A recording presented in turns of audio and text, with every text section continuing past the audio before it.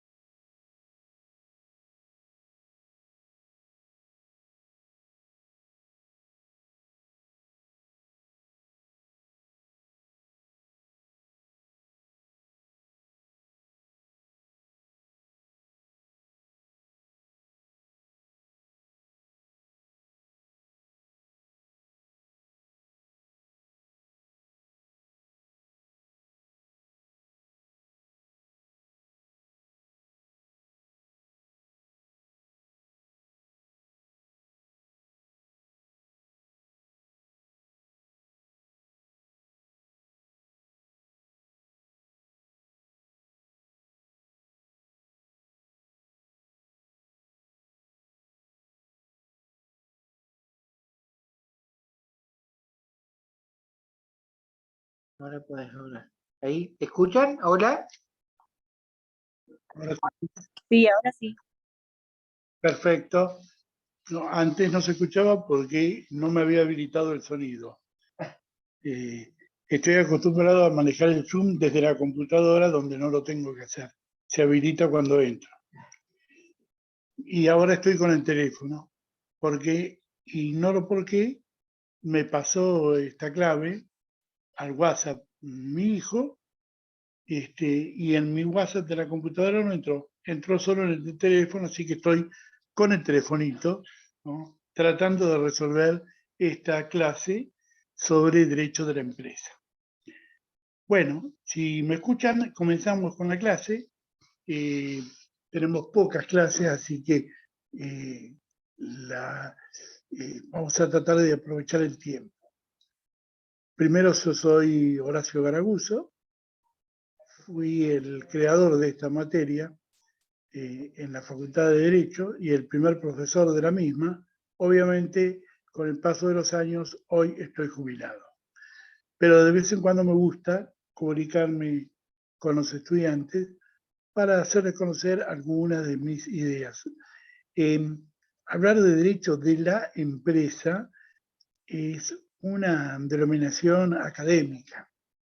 No existe un derecho de la empresa, ¿no? Lo que existe es normas jurídicas que se refieren a la empresa. Por ejemplo, en el Código Penal, ¿no?, normas como la de proyectos, balances y memorias falsas, ¿no?, tienen que ver con la empresa, como en el derecho comercial o en el derecho común, la constitución de sociedades, normas que se relacionan, pero que no corresponden. No existe una materia con autonomía científica que pueda llamarse derecho de empresa, como si tienen ustedes derecho penal, derecho constitucional o derecho civil. Esta es una designación meramente académica y con un sentido pedagógico. Tratar de reunir algunas normas que se vinculan con las empresas de distintas ramas del derecho positivo. Por ejemplo, del derecho constitucional, ustedes pueden extraer la posibilidad de desarrollar una actividad industrial o comercial lícita garantizada por el artículo 14. Evidentemente, esta norma tiene que ver con el derecho empresarial. Profe, Sí, o sea que clases de también, o sea, de títulos valores no tenemos más. ¿No terminaron? ¿Cómo? Las clases de título valores ya terminaron. Tenemos empresa ahora porque la materia se divide en dos partes, por eso. Sí. Tenemos empresa, van a tener este jueves y el jueves que viene conmigo. Luego va a estar la colega, que está de ayudante en la cátedra, y cierran con las dos clases de Guillermo. Son un total de 6 clases. Y no es con trabajo práctico, ¿verdad? O sea, no hay parcial de empresa. No lo sé. Okay. Eso lo deciden los profesores en ejercicio. Yo soy un jubilado matando el tiempo. ¿Sí? Entonces eso le preguntamos a Guille, pero mientras yo fui profesor de esta materia, siempre se promocionó con un trabajo final. No se promocionó con examen. No se tomaba examen. Espero que Guillermo siga con la misma tradición. Sí, confirmar. Confirmado. Sí, es un trabajo, él le va a indicar después cuál es el tema, o los temas que pueden ustedes tratar. ¿De acuerdo? Me lo acaba de confirmar, está acá al lado mío. Bien. Bien, aclarado esto, lo que nosotros hablamos de que esta es una disciplina que tiene autonomía didáctica. Yo puedo enseñar las normas de derecho relacionadas con la empresa de una manera autónoma, separada de las reglas de la rama del derecho a la que pertenecen. Por ejemplo, el derecho constitucional, o el derecho fiscal, o el derecho civil, o el derecho mercantil. Esto es posible. Por eso es que siempre les digo de que no la piensen como una rama del derecho, sino que la interpreten como una fase en la evolución del derecho. Desde luego, cuando se escribe el Código Civil francés en 1804, la empresa no existía. Este concepto de empresa tan moderno, al cual me voy a dedicar en los segundos siguientes, no existía. Lo que había era el mercader y el comerciante, ¿no? Y eventualmente la más desarrollada de las actividades económicas, que era el transporte, y particularmente el transporte marítimo. Por eso fíjense ustedes que antes del Código Civil y el Código de Comercio de Francia, estuvieron las ordenanzas de comercio marítimo y terrestre de Colbert, que son en 1670. Los códigos llegaron 40 años más tarde, el Código de Comercio, 1814. Por lo tanto, no se podía acuñar una noción de empresa, sí de actividad comercial. ¿Por qué? Porque esta se había forjado al lado del mercantilismo, que era la doctrina política y económica imperante en esos tiempos. ¿Qué es la empresa? Primero, tengan en cuenta que es un vocablo polisémico. ¿Qué quiere decir esto? Que tiene muchos significados. Nosotros, concretamente para la gente mayor que yo inclusive, relacionan empresa con sociedad anónima. La empresa es la sociedad anónima. Esta es una noción clásica, porque antes solo se llamaba empresa a los grandes emprendimientos. En cambio, hoy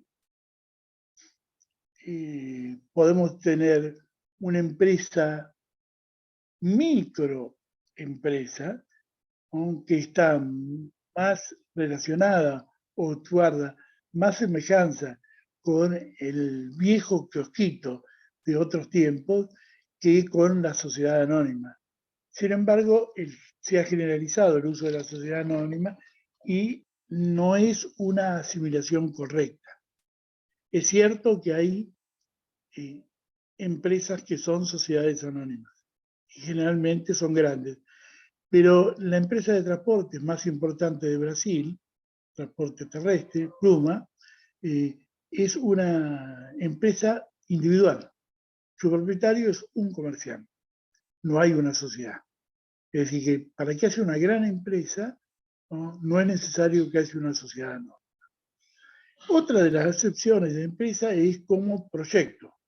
Tengo la empresa de construir una actividad económica que esté ajena a los problemas de cambio que hay en el mundo. Bueno, esto es un proyecto, pero solemos decir empresa.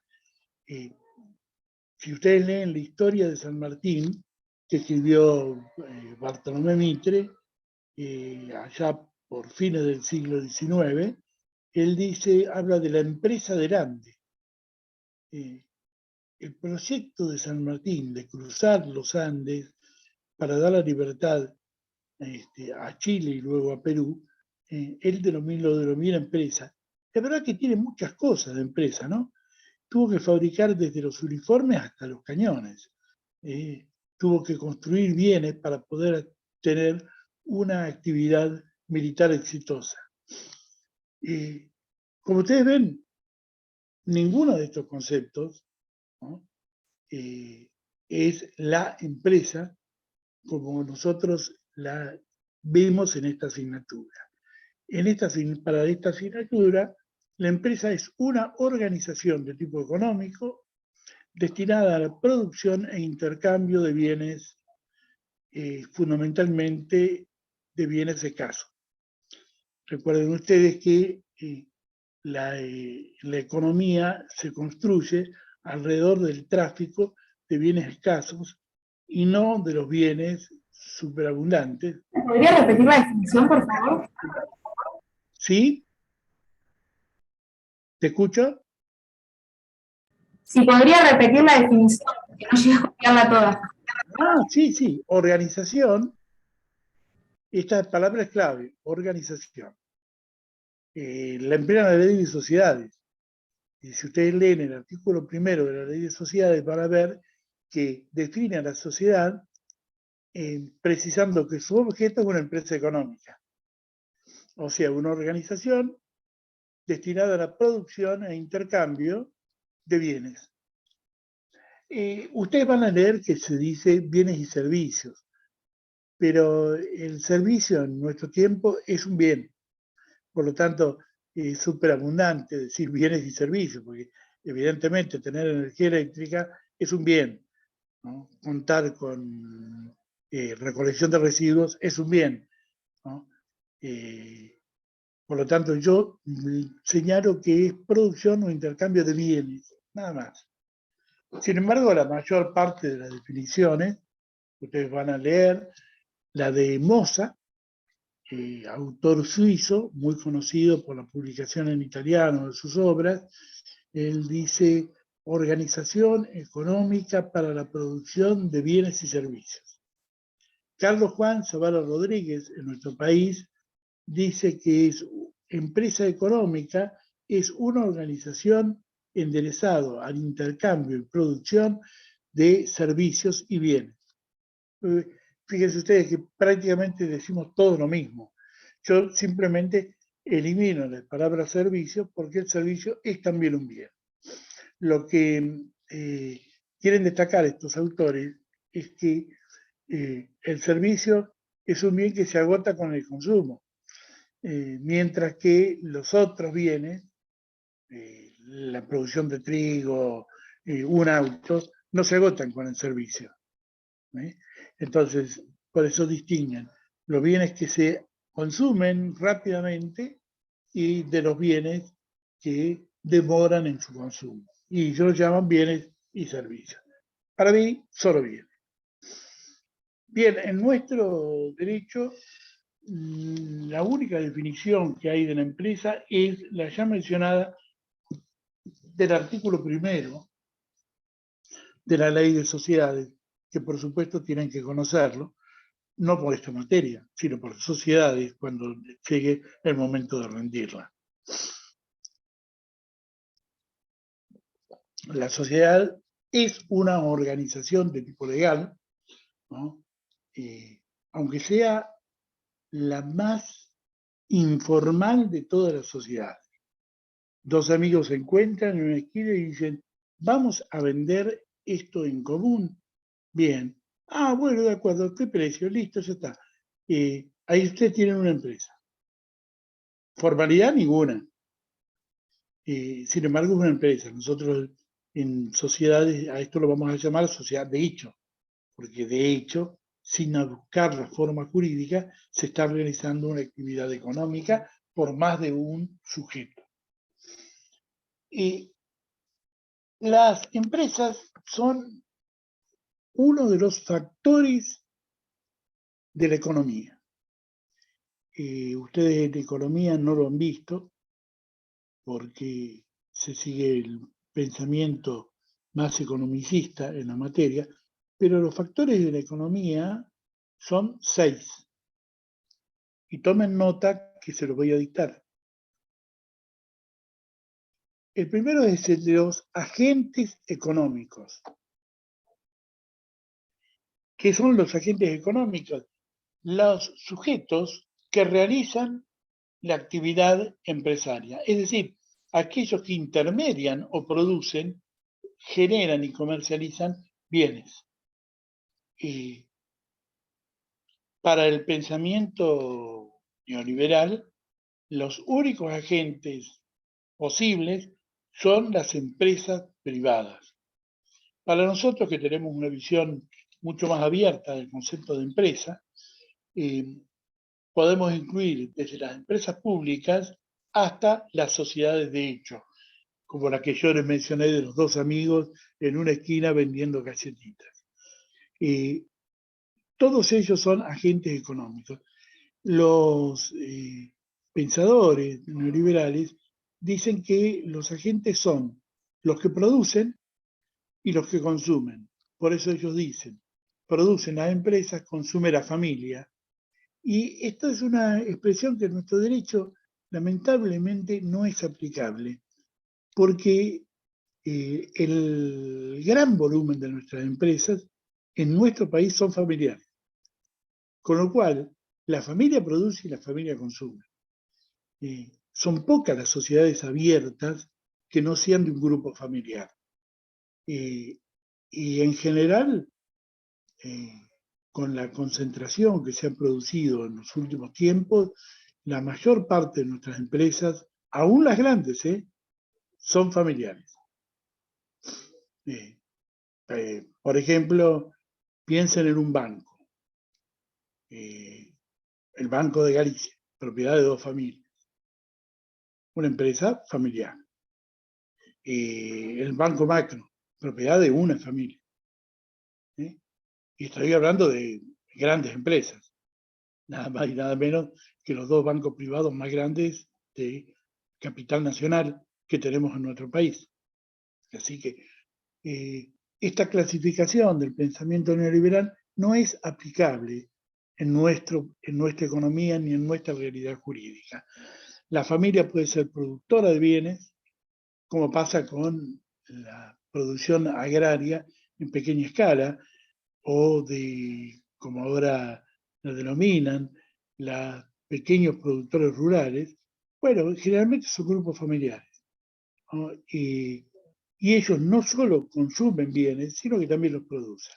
Por lo tanto, los agentes económicos en nuestro sistema legal son el Estado, las empresas privadas y las familias, en la medida en que no solo consumen, sino que también generan bien. El segundo de los factores de la economía son los bienes negociables. Si no hay bienes, no hay mercado, no hay economía, no hay nada. Si simplemente yo puedo aprender aquello que necesito, como hacía nuestro hombre primitivo, no hay más bien que las propias armas para cazar o que los artefactos para sembrar y cosechar, ¿no?, para el agricultor. Esto nos coloca muy distantes de lo que nosotros llamamos empresa. Los bienes, los neoliberales también hablan de bienes transables. Yo prefiero hablar de bienes negociables, es decir, aquellos sobre los cuales pueden realizarse actos de comercio o actos económicos. Para nosotros la transacción es un mecanismo de extinción de las obligaciones. Esta expresión se utiliza porque en el derecho anglosajón, ¿no?, la transacción es la negociación. Entonces, vamos a usar la palabra apropiada para nuestra lengua, que se trate de bienes negociables. Hay ciertos bienes que no son negociables por razones de interés público o político. Si, no obstante ser, los bienes que generan mayores rentas en el mercado y mayor cantidad de ahorros, sobre todo en los paraísos fiscales, que es el tráfico de estupefacientes. Fíjense ustedes que está prohibido por las leyes, pero ¿no?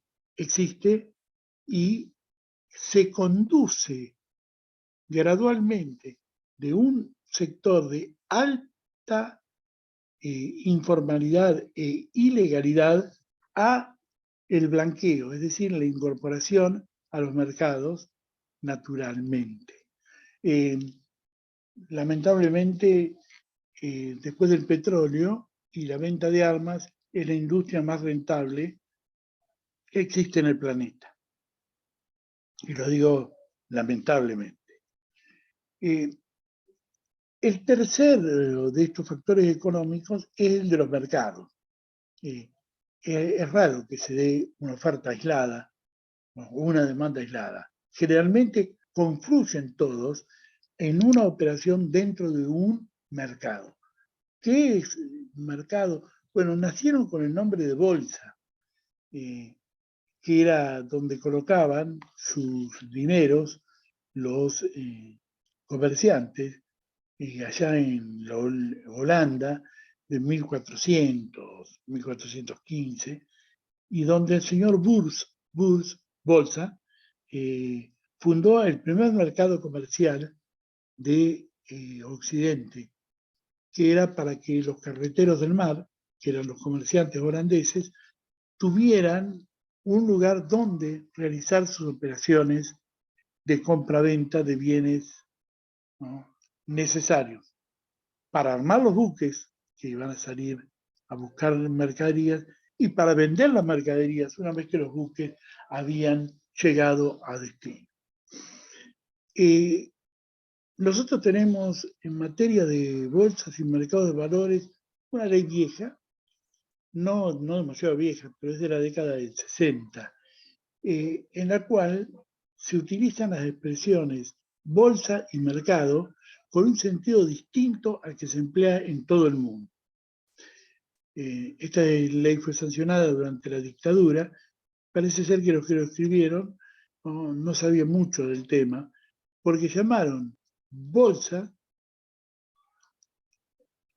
no a donde cotizan títulos, sino donde se venden bienes. Bolsa de cereales a término, ¿no? Ahí tienen ustedes una bolsa. En realidad en todo el mundo se lo llama mercado. Bueno, acá la ley 17811 lo llama bolsa. Y donde cotizan títulos, que en todo el mundo se denomina bolsa, bolsa de Nueva York, bolsa de San Pablo, etcétera, etcétera, acá lo llamamos mercado de valores. Con lo cual usamos la palabra mercado para definir la bolsa y la palabra bolsa para encontrar el mercado. Bueno, hay infinidad de mercados. Hay mercados regulados y mercados no regulados. Hay mercados de abierta legalidad y mercados de aviesa ilegalidad. Como por ejemplo, lo mencioné recién, el mercado de armas, de las cuales se considera que más del 30% de las armas que se comercializan en el mundo lo son por carriles de absoluta ilegalidad. En cuarto lugar, el cuarto factor de la economía es la moneda. La moneda es, bueno, en su origen era un bien necesario, por ejemplo, para los pueblos de Egipto y Asiria, Israel, era la sal. La sal era un bien escaso y se utilizaba para cotizar el valor de otros bienes.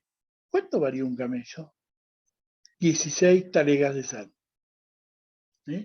Fíjense ustedes, la moneda era la sal. Bueno, la evolución nos llevó luego a la moneda metálica, que varía por su peso específico en oro o plata. Luego pasamos a la divisa, que es una moneda referente del mercado internacional, y hoy tenemos el existen monedas que valen por su peso en oro o plata. Esto no hay duda. Pero básicamente la mayor parte de las operaciones, el 99%, casi el 99,9% de las operaciones se realizan con moneda de papel. Es decir, una moneda local o una divisa, ¿no?, que no es intercambiable por su peso en oro. Hasta el Tratado de Bretton Woods, después de la Segunda Guerra Mundial, los países tenían una moneda circulante que podía cambiarse por su peso en dólares. Perdón, en oro. Eso desapareció después de Bretton Woods, en que casi todos los países de Occidente depositaron sus tenencias de oro en los Estados Unidos a cambio de dólares, y desde entonces la relación se establece con referencia a la divisa, especialmente en nuestro país el dólar. Por lo tanto, ¿qué es la moneda? La moneda es el homogeneizador de los valores de los bienes. Fíjense ustedes que los bienes valen, ¿no?, por el valor que se les asigne en papel moneda. Puede ser dólar, también es papel el dólar, o puede ser peso. Es indiferente. O puede ser que sea un bien de mercado. Yo que estoy necesitando un crédito, para mí el dólar, ¿no?, o el peso es el dinero que necesito. Por lo tanto, no es ya una unidad de medida, es un bien de mercado. Fíjense ustedes que hay un valor para los bienes. Ustedes van a pedir un crédito a un banco, le van a cobrar intereses. ¿Y el interés qué es? La renta que produce el dinero como bien de mercado. ¿Lo tienen a esto? Bueno, entonces, su función es homogeneizador de valores, asignación de valores a los demás bienes o bien de mercado, ¿no?, sobre todo en la actividad económica financiera. Bien, el factor, estos primeros factores, bienes, agentes, mercado, dinero, son fáciles de entender. Aparecen visualmente. Yo tengo acá una botella de azucarina. Ahí está. Esto es un bien.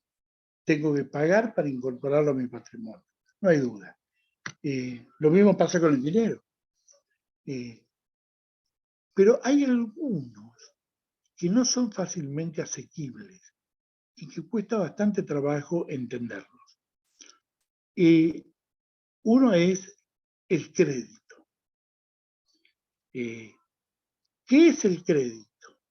Viene del latín credere, que quiere decir confiar, creer, y podría ser definido como la posibilidad de anticipar el consumo de bienes a aquel que no tiene recursos para pagarlos. Un ejemplo, yo, si me das tiempo, puedo juntar el dinero necesario para comprarme una casa, pero no lo tengo. Ahora la casa la necesito el mes que viene. Bueno, puedo tomar, ¿no?, que alguien confíe en que le voy a pagar, que vea en mí y me diga, págame en 2 años. Con lo que yo adquiero el bien y puedo usar y gozar del mismo mucho antes de lo que lo hubiera podido hacer, ¿no?, si lo hubiera comprado con dinero, porque hubiera tenido que ahorrar durante 2 años para poder recién ahí adquirirlo y empezar a disfrutar. Yo, para que los chicos lo entendieran, usé una idea que después me la robaron, cosa que vos no escribís en el mundo de la ciencia jurídica, te la afanan. Y yo la di en un seminario, ¿no?, para graduados, y nunca la escribí. Yo decía que el crédito funciona como los dioses griegos.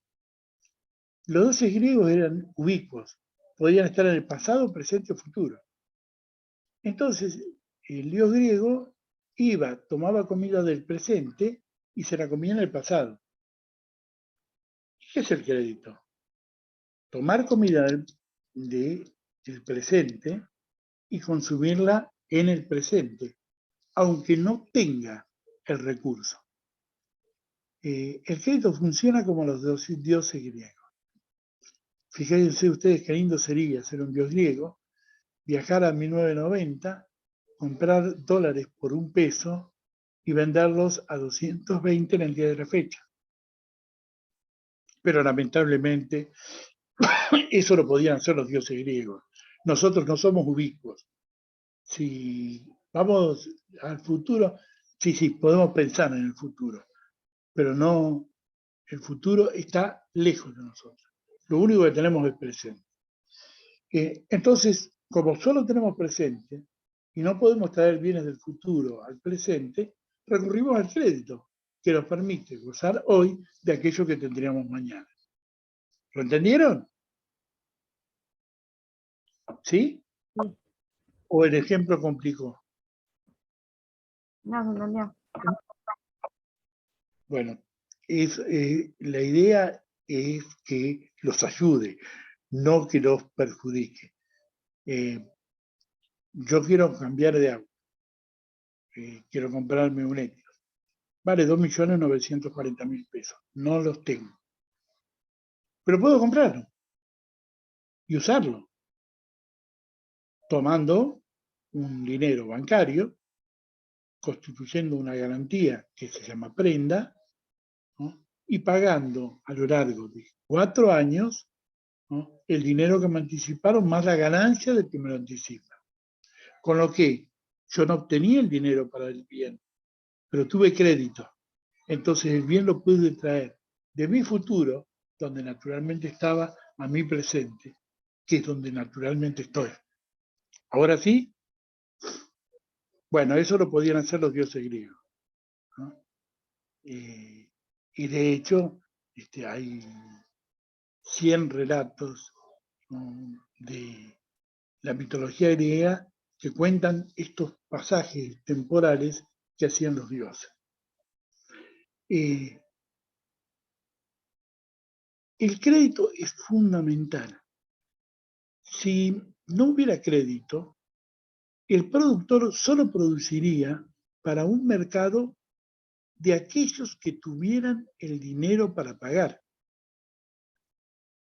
Y fíjense ustedes que cada auto que se vende, por cada auto que se vende con dinero, ¿no?, hay 3 autos que se entregan por planes como el plan óvalo de Ford, ¿no?, o el Toyota, ¿no?, los 1000 planes que hay. Y todos se entregan con crédito bancario. O sea, 3 por un sistema de ahorro previo, 2 por crédito bancario, 1. Si no existiera el crédito, el productor tenía que producir para 1. En cambio, como hay crédito, debe producir 6. Esto expande la economía, porque necesita más metales, más plástico, más personal, más tecnología. Esto agranda la economía. El crédito es un impulsor del crecimiento de la economía. Yo esto me gusta pelearme con los economistas, porque les digo siempre, bueno, ¿en qué medida el crédito hace crecer a la economía? Y es muy gracioso porque las opiniones son diversas. Algunos dicen, puede multiplicar hasta 3, 4 o 5 el crecimiento de la economía. Y hay otros que dicen, no, que eso puede producir un sobrestock, ¿no?, que en definitiva se traduce en una reducción futura de la economía. Bueno, sea como sea, sabemos que el crédito expande la economía y que la falta de crédito retrae la economía. ¿En qué medida? Que lo averiguan los economistas, ¿no? Nosotros somos abogados y estudiamos esto para saber cómo atender, ¿no?, las urgencias del derecho de la empresa. ¿Entendieron esto? Muy bien, nos queda el sexto factor de la economía, que son los negocios, mediante los cuales se negocian los bienes. Esto lo provee el derecho. Los distintos tipos de contratos. Nosotros hemos tenido una revolución contractual que es el Código Civil y Comercial, que ha tipificado gran cantidad de contratos atípicos en el sistema anterior. Por ejemplo, un contrato de lo más común, contrato de agencia, contrato de representación, contrato de concesión y los contratos de aporte de tecnología como el jumelage de la ley francesa o lo que se llama asistencia técnica, lo llama el Código Aeronáutico. Bueno, todos estos contratos hoy están tipificados en nuestro derecho. Y los que no están en el Código Civil y Comercial están tipificados en ley especial, que son los contratos sobre derechos intelectuales que están en la Ley de Derechos Intelectuales. Fíjense ustedes qué interesante, ¿no?, el salto que produjo el nuevo Código Civil y Comercial. Hoy tenemos la mayor parte de los contratos que favorecen la expansión del mercado legislados y han dejado de ser atípicos legalmente, con fuerte tipicidad social, pero atípicos legalmente, para pasar a ser contratos tipificados. Bueno, ahí tienen ustedes los 6 factores. ¿Cómo juegan esos 6 factores? Bueno, es el tema, de ese tema se ocupan tanto el derecho mercantil como el derecho penal. No se olviden ustedes que los agentes económicos pueden realizar estrategias para control del mercado y esto conduce al derecho penal de la competencia. Y también se analiza desde el punto de vista del derecho comercial, el tipo de negociaciones que pueden realizarse. ¿Han entendido esta parte? Esto es parte de la orilla primera. ¿Algún gesto hagan? Sí, se entendió. Muy bien, me encanta que lo hayan entendido, pero yo tengo una sola persona que me contesta. Y lo demás tengo un dibujito. A ver.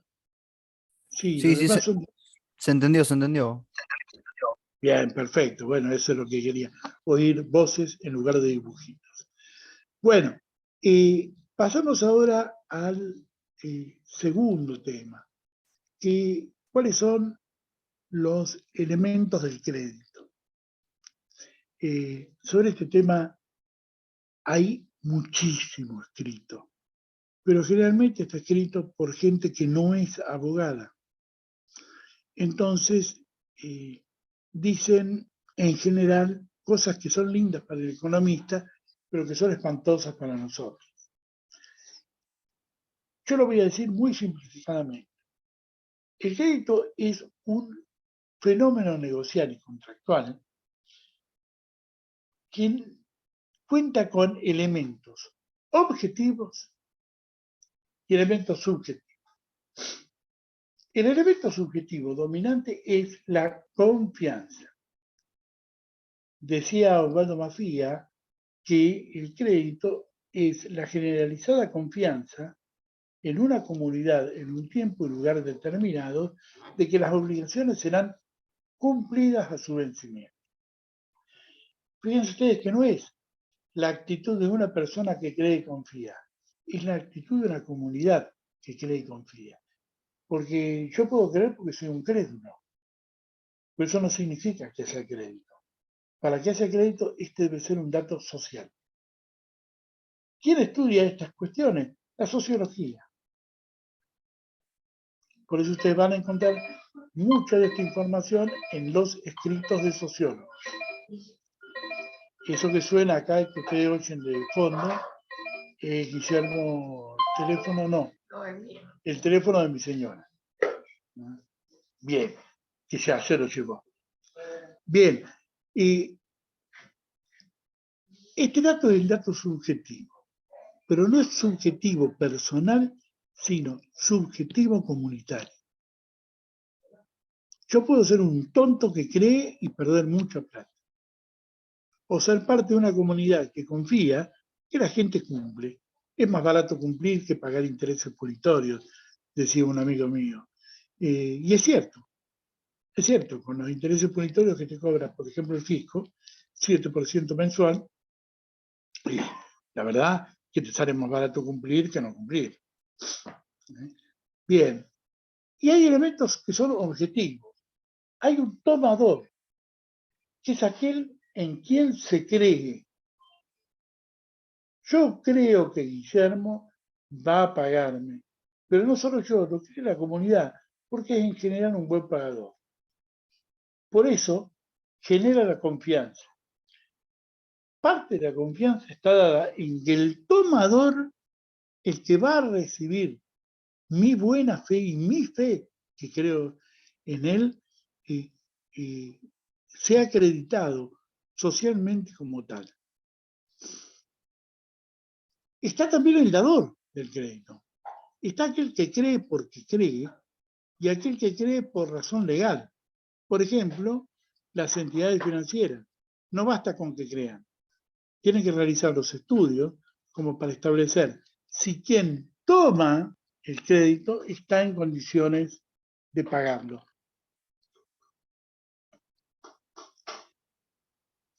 Entonces tenemos un factor subjetivo, que es la confianza generalizada de la comunidad. Tenemos subjetivos personas, las personas que participan del crédito, pero también está el rédito, la ganancia. Miren cómo han cambiado los tiempos. Cuando se redactó nuestro Código Civil, allá por 1869, 70, 71, el contrato de crédito, el mutuo, era presumido a título gratuito. Se presumía a título gratuito. Hoy no. Sobre todo si el dador es un banco, porque no se presume la gratuidad de los actos de un banco. Al revés, se presume la onerosidad. Pero en aquellos tiempos, la mayor parte de estos contratos eran a título gratuito. Y solo podía pactarse una renta, llamado interés, en ciertos supuestos. Había un juicio moral contra la actividad de los prestamistas, a los cuales se consideraba siempre, sin excepciones, como abusadores. Bueno, nuestro país tuvo una espantosa experiencia en este tema, que fue el empréstito público tomado en 1826 por Bernardino Rivadavia, de la Baring Brothers, que se terminó de pagar en 1948. Y era de menos de 1 millón de libras esterlinas. A nuestro país le entraron 814.000 libras. Se tardó 122 años en pagarse. Bueno, eso ya nos hablaba de una mala experiencia. Y cuando Vélez redacta el código, no cae en la tentación en la que sí cayó cuando trabajó en la redacción del Código de Comercio con el jurista uruguayo Acevedo, donde se estableció que precisamente el empréstito en sede comercial se presume oneroso, porque los actos de los comerciantes nunca se presumen gratuitos. Bueno, hoy ya la legislación unificada ha establecido la presunción de onerosidad. ¿Cuál es el elemento objetivo? El elemento objetivo es el dinero. En general, los empréstitos se realizan en dinero o en moneda extranjera, que para nuestro sistema legal son cantidades de cosas fungibles, no dinero. La moneda extranjera no es moneda, salvo tal vez el dólar, en virtud de la ley de convertibilidad, prácticamente ya derogada, vigente solo 4 artículos, de la misma, 5. Bien. Estos son los elementos del crédito. Para terminar con esta clase, vamos a analizar la finalidad de la empresa. ¿Qué finalidad tiene la empresa? No el derecho de la empresa, sino la empresa. Y sobre el tema han escrito mucho sociólogos, abogados y economistas. A mí me encantan algunas de las cosas que dicen los sociólogos. Será que no lo soy, y por eso me es siempre novedoso. Empecé a estudiar sociología, pero lo abandoné en 3er año. Era demasiado estudiar derecho y sociología juntos y además casarse. Todo lo cual hizo que tuviera que abandonar algo. Y a mi esposa la quiero demasiado como para abandonarla a ella, así que le abandoné sociología. Jan Thompson, un sociólogo, dice que empresa es el empleo de un lenguaje común. Hablar todos el mismo idioma. Yo cuando leí esto, la primera vez dije, este tipo está evidentemente narcotizado o alcoholizado, ¿no? Porque ¿qué tiene que ver el lenguaje que se hable con la producción e intercambio de bienes?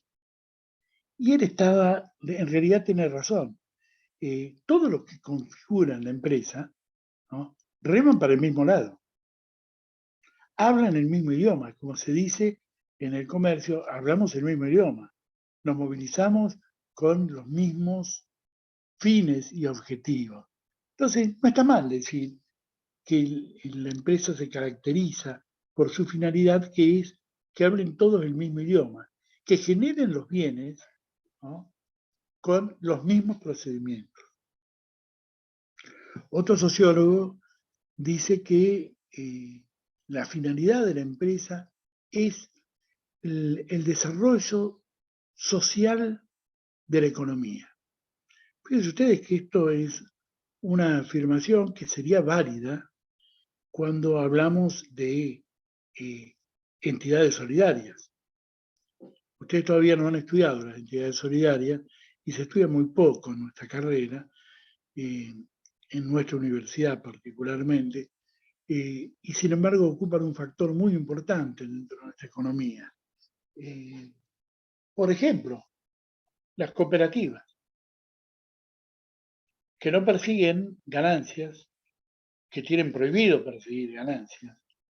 Las fundaciones, las mutuales, todas las cuales deben registrarse en el INAES, el Instituto Nacional de Entidades Solidarias, y que son factores económicos importantísimos.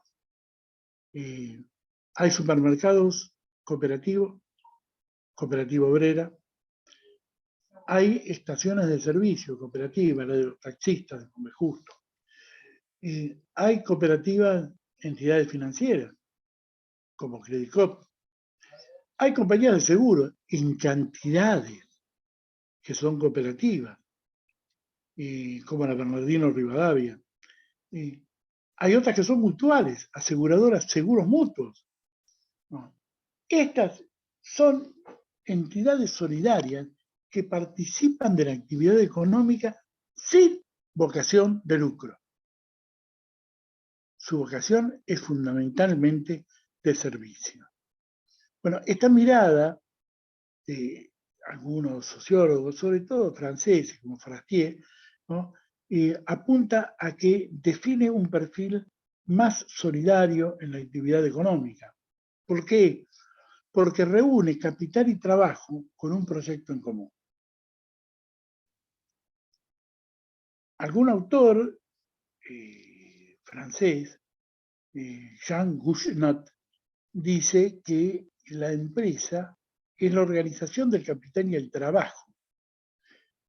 Empresa, organización de capital y trabajo. Fíjense que engloba en un mismo ente a los dos factores tan enfrentados históricamente, que son el capital y el trabajo, y lo pone armoniosamente en una actividad solidaria. Bueno, con distintos fines. El trabajo persigue un fin alimentario y el capital, en general, persigue un fin de renta, de ganancia. Bien. Para los economistas es una forma más eficiente de producir y generar bienes. La eficiencia se mide porque el capital lo aportan varios y pueden aportarlo distintos tipos de empresas, y porque los bienes que se producen a través de la empresa no son fijos, pueden ser mutables, podemos cambiar. Para los que han visto la película No habrá más pena ni olvido, el que no sabe cambiar en la economía se funde. Y la noticia del día es que uno de los laboratorios más importantes a nivel mundial, productor de productos para la belleza, tanto masculina como femenino, Revlon, se presentó ayer en bancarrota. En bancarrota. Esto quiere decir que va a desaparecer, ¿no?, el más importante productor de cosméticos de América en los próximos días, porque no se continúa con la empresa. Y cuando falta una empresa, lo que queda es un black hole. No hablo muy bien en inglés, pero quiere decir agujero negro. Ahí se fueron bienes, trabajo, empleo, salario, renta, se fueron por un agujero y desaparecen. Este va a ser el tema del que vamos a hablar en la clase que viene, la crisis de las empresas. Y voy a utilizar como ejemplo el caso Revlon, sobre el cual hoy lo hice saber acá en nuestro país, que estaba en bancarrota. Ni los concesionarios Revlon en el país lo sabían, pero ya está en bancarrota y camino, ¿no?, a la liquidación. No va a continuar en la actividad del mercado, lo cual va a alegrar mucho a los franceses y italianos, que son sus competidores naturales. Pero ciertamente, cada vez que desaparece una empresa de 90 años, con empleos directos de más de 8.000 trabajadores e indirectos de cerca de 100.000, ¿no?, la verdad causa tristeza, ¿no? Hay mucha gente que se ha quedado de golpe sin futuro. Bueno, espero que les haya gustado la clase. El jueves que viene vamos a hablar de la crisis de la empresa. ¿Alguna duda? ¿Algo para preguntar? No, profesor, gracias. No, no hay de qué. Entonces, bueno, nos vemos el jueves que viene a la misma hora. Bueno, profe, muchas No, gracias. hasta Buenas luego, noches. gracias. No hay de qué.